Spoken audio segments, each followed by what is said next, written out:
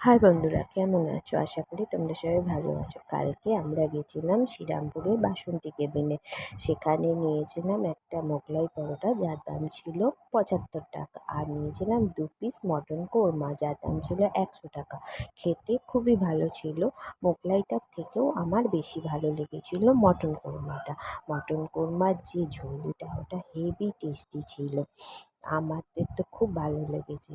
তারপর আমরা খেয়েছিলাম কুলফি মালাই, ওখানের শ্রীরামপুরেরই বিখ্যাত কুলফি। কিন্তু সরি বন্ধুরা, সেই কুলফিটা শেষ হয়ে গেছে, ভিডিও তুলতে ভুলেই গেছি। এইটুকুই ছিল। তারপর খেয়েছিলাম আমরা অরুণ আইসক্রিম। অরুণ আইসক্রিমটাও খুব ভালো ছিল। একবার তোমরাও ট্রাই করতে পারো।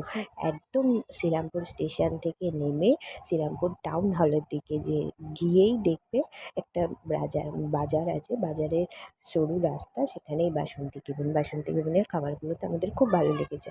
চাইলে তোমরা গিয়ে একবার ট্রাই করতে পারো।